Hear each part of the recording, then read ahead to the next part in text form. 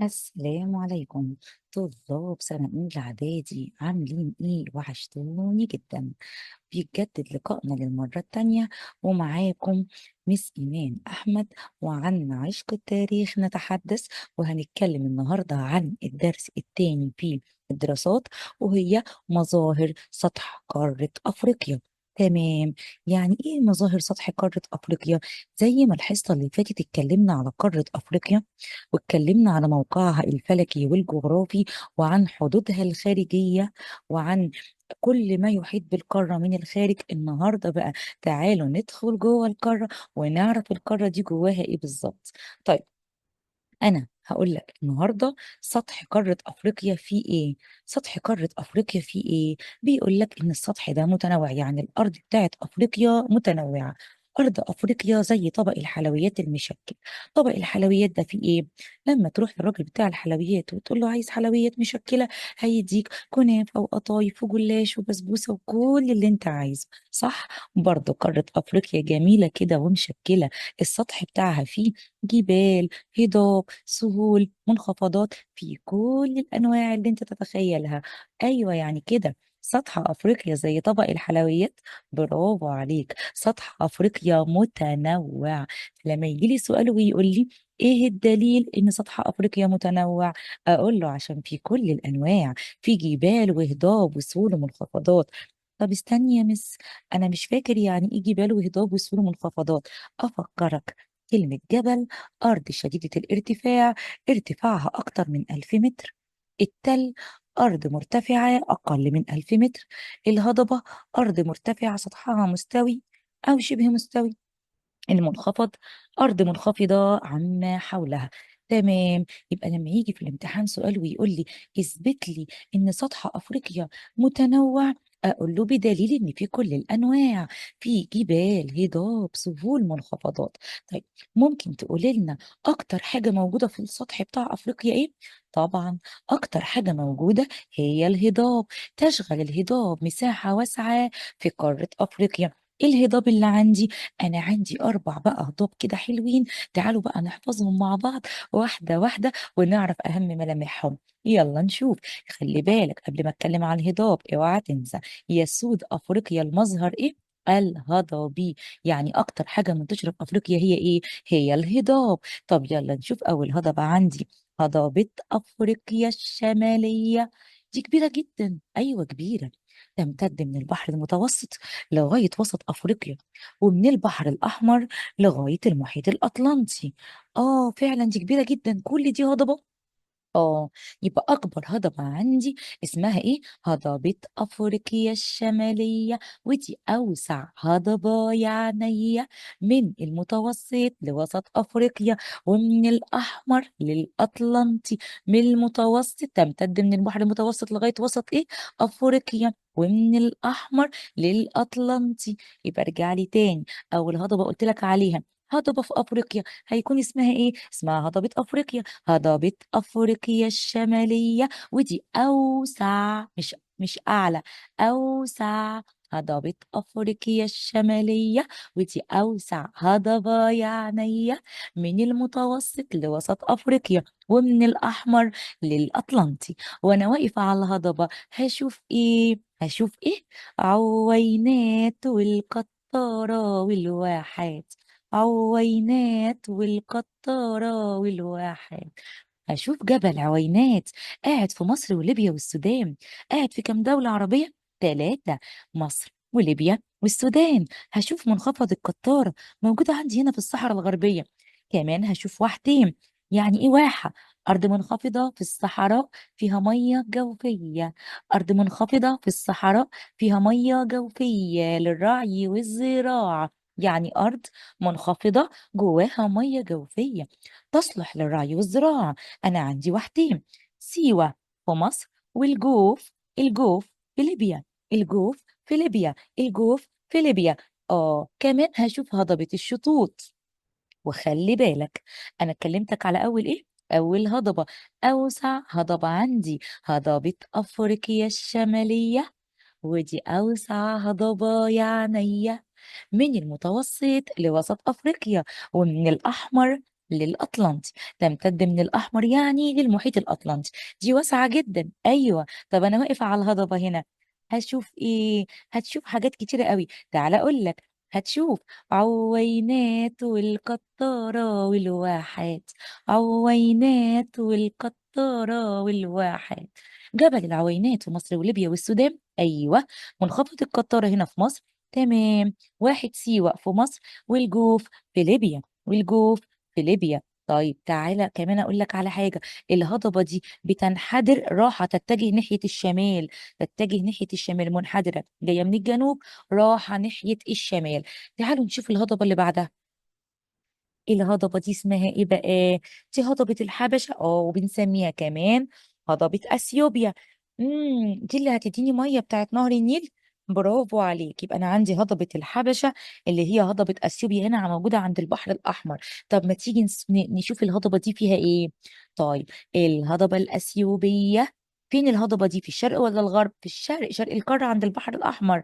الهضبة الأثيوبية في المنطقة الشرقية، الهضبة الأثيوبية في المنطقة الشرقية. ودي أعلى هضاب القارة، ودي أعلى هضاب القارة. أمطارها كمان صيفية، أمطارها كمان صيفية. التربة خصبة فيها، التربة خصبة فيها لتفحها البركانية، لتفحها البركانية.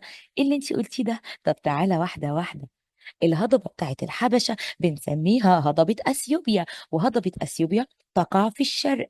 فلما أقول لك الهضبة الأثيوبية هتقولي في الناحية إيه؟ في الناحية الشرقية، الشرقية. ودي أعلى هضبة مش أوسع. أوسع هضبة وأكبر هضبة هضبة أفريقيا الشمالية، لكن دي عالية. ودي أعلى هضبة في القارة، أعلى هضبة في القارة. أمطارها في فصل الصيف، أمطارها في فصل إيه؟ في فصل الصيف. التربة بتاعتها خصبة. خصبة ليه؟ عشان في حاجة اسمها طفوح بتخرج من بطن الأرض، اسمها طفوح بركانية. يعني ايه طفوح بركانية؟ خروج المواد المنصهرة من بطن الأرض. الفيتامينات بقى والحاجات الحلوة والصخور المنصهرة تخرج كده من بطن الأرض لبره، وتخلي التربة خصبة وجميلة، تصلح للزراعة. طمي جميل. هي اللي ودت الطمي بتاعها لنهر النيل، وخلت لي نهر النيل كمان نزرع حواليه بكل سهولة. تمام. يبقى دي أهم هضبة بالنسبة لنا عشان الزراعة.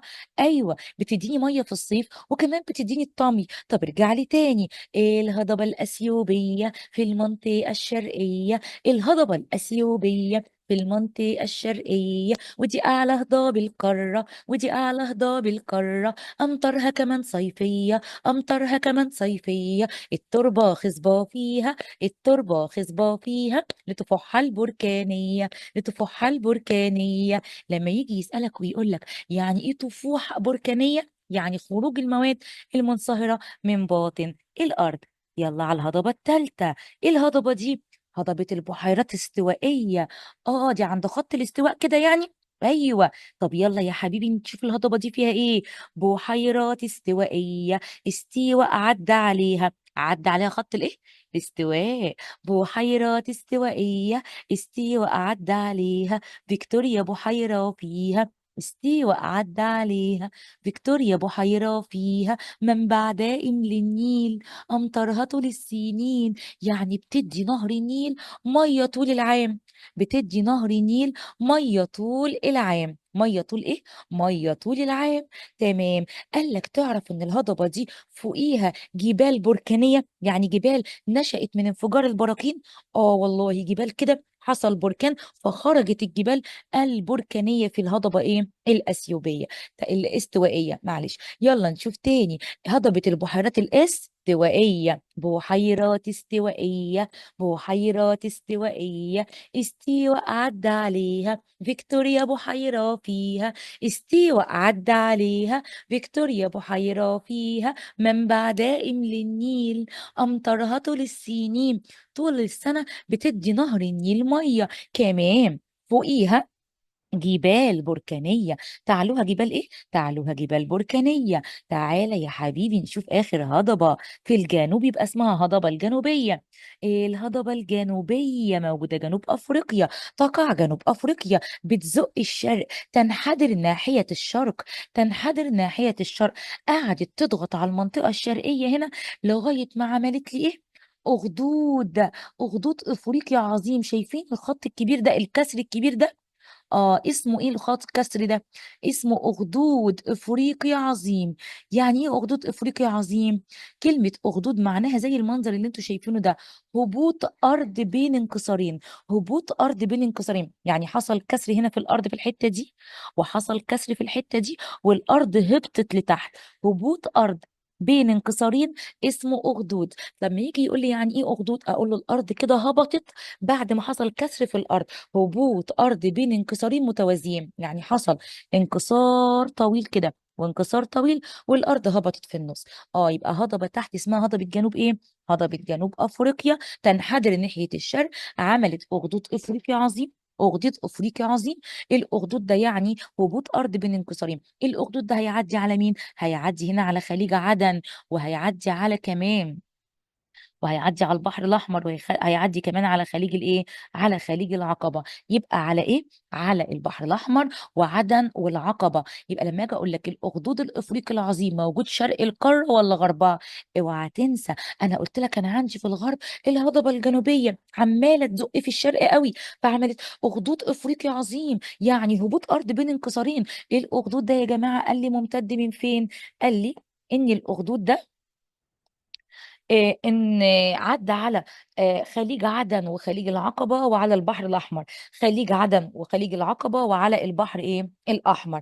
انا كده خلصت لك الايه الهضاب. ما تيجي نفتكر الهضاب بسرعة قبل ما نخش على الجبال. خلي بالك اول سؤال سألته لك قلت لك ايه؟ بما تفسر او دلل تنوع مظاهر السطح في افريقيا. افريقيا منوعه ليه؟ زي طبق الحلويات، اوعى تنسى. فيها ايه؟ جبال، هضاب، سهول، منخفضات. جبال، هضاب، سهول، منخفضات. اكتر حاجه منتشره في افريقيا هي ايه؟ هي الهضاب. يسود افريقيا المظهر ايه؟ المظهر الهضبي. كلمتك على كام هضبه؟ اربعه. هضبة ايه؟ هضبة افريقيا الشمالية، ودي اوسع هضبة يعني، من المتوسط لوسط افريقيا، ومن الاحمر للاطلنطي. وانا واقف على الهضبه هشوف ايه؟ عوينات والقطاره والواحات. هسالك سيوه فين؟ تقول لي في مصر. الجوف ليبيا. سيوه في مصر، الجوف في ليبيا. اوسع هضبه، مش اعلى، اوسع هضبه افريقيا الشماليه. تعال نشوف الهضبه اللي بعدها. هضبه ايه؟ هضبه الحبشه. ايه الهضبه الاثيوبيه في المنطقه، سمعتك برافو عليك. الهضبة الأثيوبية في المنطقة الشرقية، ودي أعلى هضاب القارة، ودي أعلى هضاب القارة. أمطارها كمان صيفية، أمطارها كمان صيفية. التربة خصبة فيها لطفوحها البركانية. التربة خصبة فيها لطفوحها البركانية. يعني إيه طفوح بركانية؟ خروج المواد المنصهرة والصخور من بطن الأرض.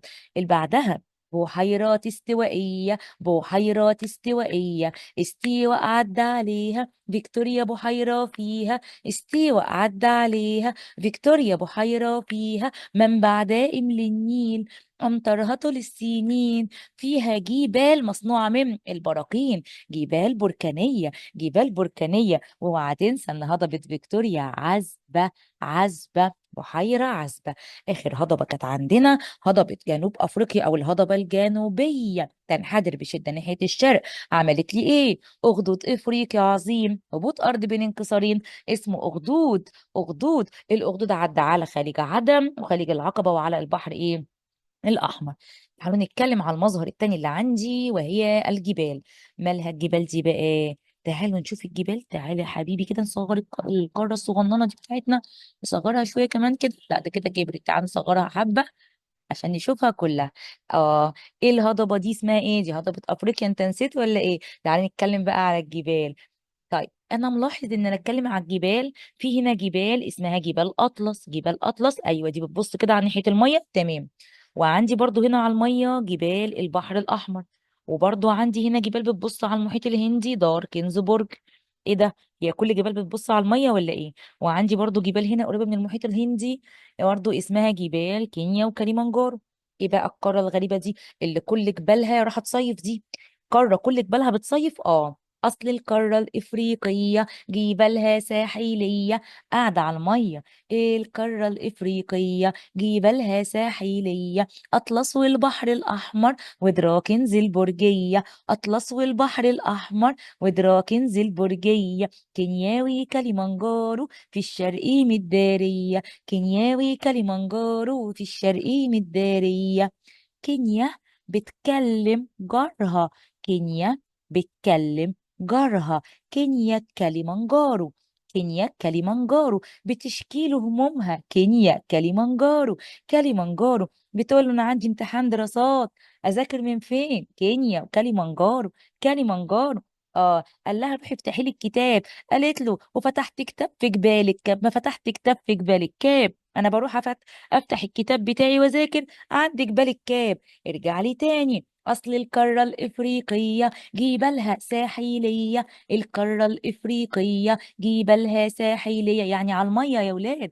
أطلس والبحر الأحمر ودراكنز البرجية. أطلس والبحر الأحمر ودراكنز البرجية. كينياوي كليمانجارو في الشرق مدارية. كينياوي كليمانجارو في الشرق مدارية. قالت له عايزة أذاكر. قال لها افتحي لي الكتاب. قالت له وفتحت كتاب في جبال الكاب. وفتحت كتاب في جبال الكاب. حلو. انا كده كلمتك على ايه؟ كلمتك على الجبال. قارة افريقيا الجبال بتاعتها بتصيف قاعدة على المية. الجبال اسمها ايه؟ اطلس موجودة فين؟ في الشمال الغربي. الشمال الغربي. اطلس في الشمال الغربي، برافو. طب وجبال البحر الاحمر موازية للبحر الاحمر هنا في الشرق. طيب ودار كنزبورج في الجنوب الشرقي. الجنوب الشرقي، تمام. وعندي كينيا وكليمانجارو هنا في الوسط. كينيا وكليمانجارو هنا في الوسط. وعندي في الجنوب جبال الكاب. جبال الكاب آخر مرة. القارة الإفريقية جبالها ساحلية. أطلس والبحر الأحمر. أطلس والبحر الأحمر ودراكنز البرجية. ودراكنز البرجية. كينياوي كليمانجارو في الشرق مدارية. كينياوي كليمانجارو في الشرق مدارية. وفتحت كتاب في جبال الكاب. وفتحت كتاب في جبال الكاب. تعالوا بقى ناخد كل معلومة على حاجة بقى في الجبال دي. تعالوا. أعلى حتة في جبال أطلس فيها راس كده عالية شوية. طوبقال اتنين بقال اتنين طوبقال في المغرب، وخدناها السنة اللي فاتت. أعلى حتة في جبال أطلس، أعلى راس في جبل أطلس طوبقال في المغرب، اوعى تنساها. اتنين بقال طوبقال في المغرب. طوبقال في المغرب. طب اعلى جبل في البحر الاحمر، ايوه هو ده شايب البنات. شايب البنات موجود فين؟ موجود في مصر. اين يقع جبل شايب البنات؟ ده ضمن سلسله جبال البحر الاحمر. موجود فين يعني؟ في دوله ايه؟ في مصر. شايب البنات في مصر. طيب اعلى جبل في كل الشله بتاعت الجبال دي، الكينج بتاعنا كليمانجارو. كليمانجارو الراجل الكبير ده كليمانجارو. ده اعلى جبل في قاره افريقيا كلها. حلو. يبقى انا عرفت دلوقتي ان القاره الافريقيه دي الجبال بتاعتها ساحليه يعني قريبه جدا من الميه، بتبص على الميه. جبال اطلس، اعلى حته في جبال اطلس طبقال. طبقال. طبقال في المغرب. واعلى حته في جبال البحر الاحمر جبل شايب البنات. شايب البنات. شايب البنات فين؟ في مصر. الكينج الكبير بتاع كل الجبال ايه؟ اسمه جبل كليمانجارو. اعلى جبل في كل افريقيا كليمانجارو. كليمانجارو، برافو عليكم. طيب الجبال دي ظهرت ازاي او اتكونت ازاي؟ انا عندي ثلاث حركات بتكون لي الجبال. حركه اسمها التوائيه. يعني ايه التوائيه؟ ضغطت كده على الجنب ده اليمين ده والجنب الشمال كده، ضغط في القشره الارضيه، ضغطت من الحته دي والحته دي، فحصل كده التواء في الارض كون لي جبال. يبقى حركه التوائيه حصلت نتيجه ضغط في القشره الارضيه. حركه التوائيه يعني انا كأن امسك مثلا كده ورقه بايدك واتنيها من الجنبين، هتظهر لك على شكل ايه؟ جبل كده في النص. ايوه. يبقى يعني ايه حركه التوائيه؟ حصل التواء في القشره الارضيه.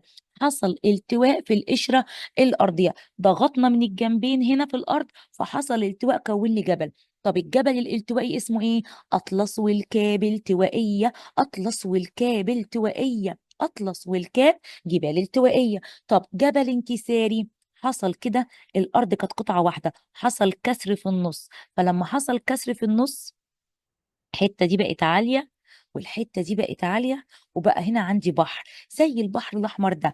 إيه اللي حصل؟ قال لي مصر وشبه الجزيرة العربية دي كانت أرض واحدة. أرض واحدة، أيوة. يعني كان ممكن نركب الجمال ونطلع على السعودية عادي، عادي جدا.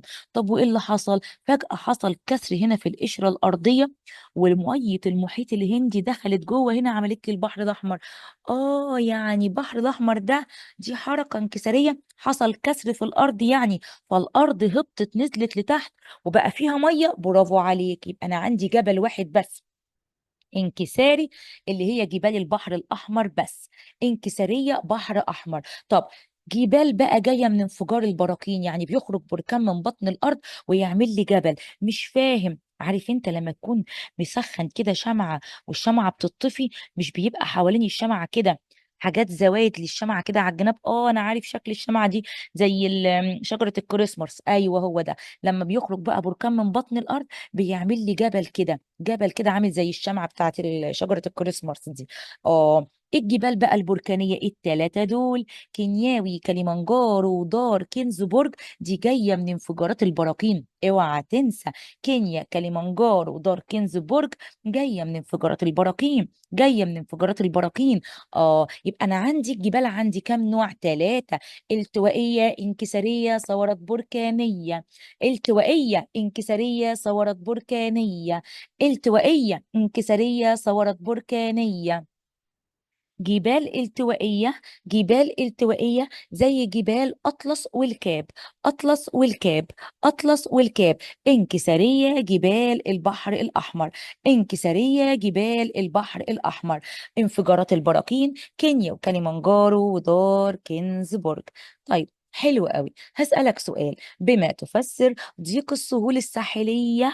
الشاطئ ضيق هنا. طب قبل ما نتكلم على السهول، تعالوا الأول نقول يعني إيه كلمة سهول. السهول عندي نوعين: عندي حاجة اسمها سهول فيضية، فيضية، وعندي حاجة اسمها سهول ساحلية. يعني ايه كلمة سهول؟ سهول يعني أرض كده سهلية منبسطة مستوية. أرض سهلية يعني أرض كده يعني سهلة، أقدر أمشي عليها. أرض مستوية. كلمة سهول أرض سهلية مستوية. ثلاث كلمات: أرض سهلية مستوية. أنا عندي نوعين من السهول: سهول فيضية وسهول ساحلية. سهول فيضية وسهول إيه؟ ساحلية. يعني إيه سهول فيضية؟ استنى الأول قبل ما أقول لك أنواع السهول الفيضية والساحلية. يعني إيه كلمة سهول؟ أرض سهلية مستوية، يعني أرض كده عدلة أقدر أمشي عليها. أنا عندي كم نوع من السهول؟ اتنين: فيضية وساحلية. يعني إيه فيضية؟ توجد على جانبي الأنهار. توجد على جانبي إيه؟ الأنهار. أصل نهر النيل كان ماشي ومعاه مية كتير، كانت فايضة منه وزعها على الجنبين. نهر النيل كان ماشي ومعاه مية كتير، كانت فايضة منه وزعها على الجنبين. جنب الأنهار سهول فيضية، تربة خصبة صالحة للزراعة، تربة خصبة صالحة للزراعة. نهر النيل الناصح ده جاب التربة الخصبة من فين؟ اوعى تنسى، من هضبة الحبشة، اللي هي هضبة أثيوبيا، اللي التربة خصبة فيها لطفوحها البركانية. جايب الطمي بتاعه من هضبة الحبشة. يبقى السهول الفيضية توجد على جانبي الأنهار، تربة خصبة صالحة للزراعة. طب إيه الأنهار اللي عندي؟ انزل تحت كده. عارف النهر ده اسمه إيه؟ اسمه إيه؟ اسمه الكونغو. كونغو، عارفين الكونغو اللي بيتنطط؟ ده شبهه كده، الكونغو. الكونغو. آه الكونغو. نهر النيجر، نهر النيل مسيطر. مالكش دعوة بالشيبسي، مش بتكلم على تايجر وسيطر، بقول لك النيجر، النيجر. الكونغو ونهر النيجر، الكونغو ونهر النيجر، نهر النيل مسيطر. ثلاث انهار عملوا لي تربه خصبه صالحه للزراعه. نهر اسمه ايه؟ الكونغو، نهر النيجر، نهر النيل مسيطر. الكونغو تحت، الكونغو بيتنطط عشان هيصب الميه في الاطلنطي. الكونغو، نهر النيجر، نهر النيل مسيطر. الكونغو، نهر النيجر، نهر النيل مسيطر. دي سهول فيضيه، تربه خصبه صالحه للزراعه. سهول فيضيه، تربه خصبة صالحة للزراعة. طب يعني إيه سهول الساحلية؟ أنت بتصيف على الساحل، رايح تقول أنا رايح الساحل الشمالي. السهول الساحلية اللي جنب البحر تمتد بطول البحار. الحتة اللي جنب البحر دي كلها، اللي جنب البحار واللي جنب المحيطات دي كلها اسمها سهول ساحلية. كل الأجزاء دي اللي بتبص على البحر وعلى المحيط سهول ساحلية. يبقى اللي تمتد بطول البحار ساحلية، جنب الأنهار فيضية طول البحار ساحلية، جنب الأنهار فيضية طول البحار ساحلية. رايح الساحل يعني رايح ناحية البحر. طيب بيقول لي خلي بالك، السهول الساحلية اللي في مصر واسعة وبنزرع فيها على الأمطار الشتوية. بزرع فيها على مية إيه؟ مية الأمطار الشتوية. التربة هنا واسعة. السهول الساحلية، السهول الساحلية إيه اللي في مصر واسعة وبنزرع فيها على مية الأمطار الشتوية. طب في المغرب ضيقة جدا، مفيش أصلا سهول. بص ضيقة إزاي؟ ضيقة ليه؟ أول ما أقول لك سهول ساحلية ضيقة بسرعة اقتراب الجبال من سواحلها. الجبل قرب قوي من المية فما خلاش الشاطئ موجود. اقتراب الجبال من سواحلها. برضو البحر الأحمر ضيق جدا، مفيش، الشاطئ ضعيف جدا كده صغنطوط. ليه؟ لاقتراب الجبال من سواحلها. طيب المحيط الأطلنطي السهول واسعة، السهول واسعة وفيها أراضي زراعية كتير. طيب دولة زي دولة إيه؟ كينيا. دولة كينيا ضيقة لأنها قاعدة بين هضبة البحيرات الاستوائية، قاعدة هنا بين البحيرات الاستوائية وقاعدة بين المحيط الهندي، أو بين المحيط إيه؟ الهندي. تمام. أما في دولة تانية اسمها تنزانيا، بيقول لي تنزانيا واسعة، تنزانيا واسعة أما كينيا ضيقة. تعالي نتعرف على السهول الواسعة والضيقة. لما اجي اقول لك ايه هي السهول الواسعه، سهول البحر المتوسط عندي في مصر والسواحل المطله على المحيط الاطلنطي. يبقى في مصر وغرب أفريقيا، في مصر وغرب أفريقيا واسعة وفيها محاصيل زراعية. هنا في مصر وغرب أفريقيا، في مصر وغرب أفريقيا واسعة. أمال مين اللي ضيقة؟ اللي ضيقة اللي في المغرب والبحر الأحمر والجبال هنا برضو زي دار كنزبرج. يبقى المغرب والبحر الأحمر وجبال دار كنزبرج دول إيه؟ ضيقين، ضيقين لاقتراب الجبال من سواحلها. تنزانيا الأرض بتاعتها واسعة، أما كينيا ضيقة. تنزانيا واسعة بس كينيا إيه؟ قال لي تنزانيا واسعة لكن كينيا ضيقة. كينيا إيه؟ كينيا ضيقة. تمام. تعالوا بقى نتكلم على آخر حاجة عندي وهي الجزر. يعني إيه جزيرة؟ أيوة سامعك يا اللي بتقول بيض أومليت.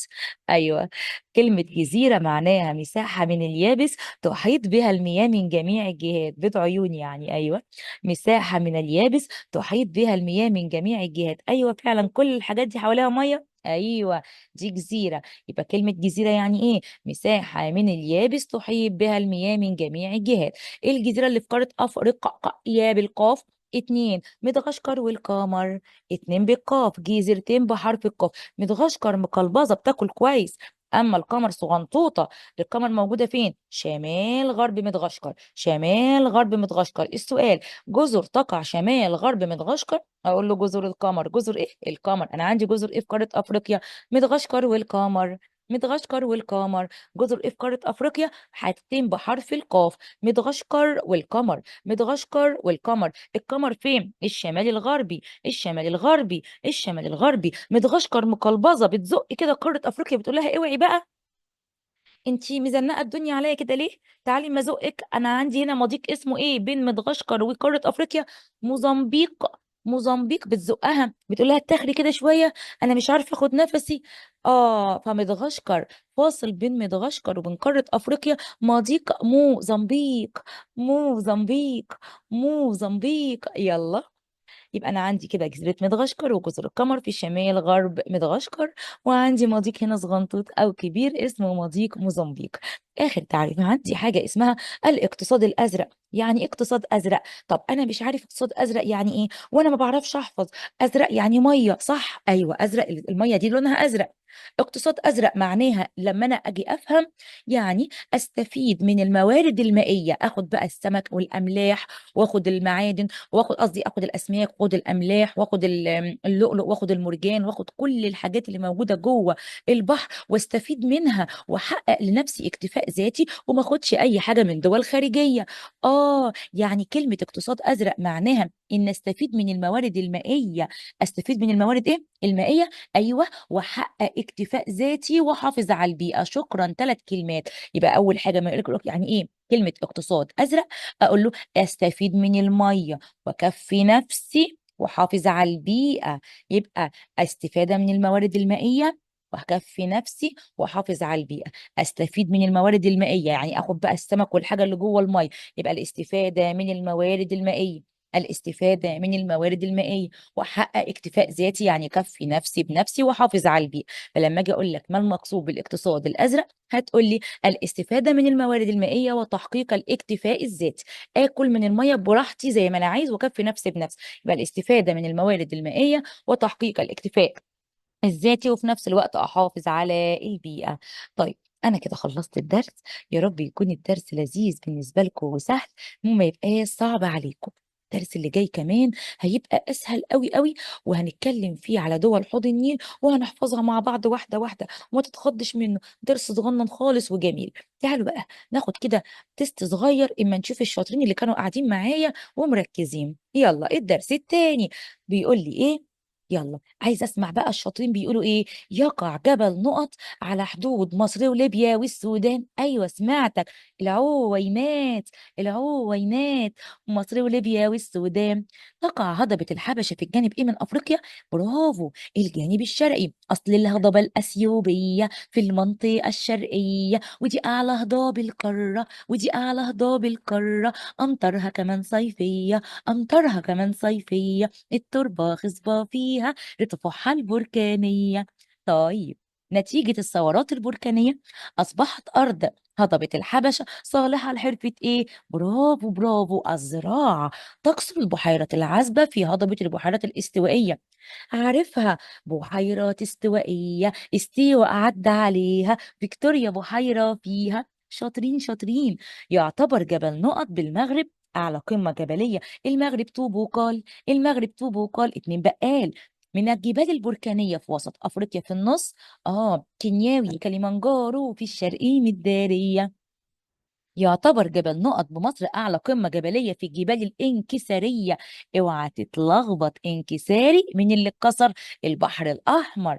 أعلى جبل في مصر انكساري، شايب البنات، شايب البنات. حلو. تساهم المنطقة الجبلية في قارة أفريقيا في العديد من الأنشطة الاقتصادية. يعني أهمية الجبال إيه؟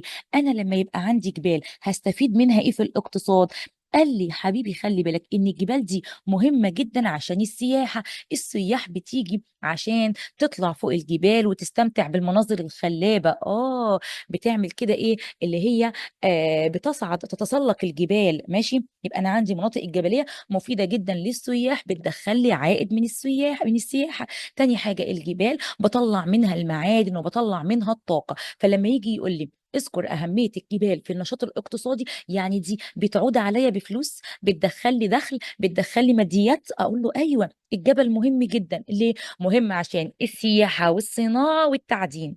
تاني، الجبل مهم ليه؟ للسياحة والصناعة والتعدين. السياحة والصناعة والتعدين. فلما اجي اسال حضرتك واقول لك هي الجبال مهمة عشان السياحة، صح ولا غلط؟ هتقول لي صح طبعا، لان السياح بتيجي تستمتع بمنظر الجبال الخلابة وتتسلق الجبال. طب هل الجبال مهمة عشان حرفة؟ مهمة عشان حرفة الصناعة. بخرج من الجبال، عارفين انتوا، بطلع منها ذهب، بطلع منها حديد، بطلع منها معادن مختلفة. يبقى الجبال مهمة عشان الصناعة، الصناعة والتعدين. يبقى لما اجي اقول لك توتال كده مجمل، اذكر أهمية الجبال في الاقتصاد، السياحة والصناعة والتعدين. ايه؟ السياحة والصناعة والتعدين. يلا اللي بعده. تكونت السهول الفيضية في وادي النيل بمصر والسودان من الطمي.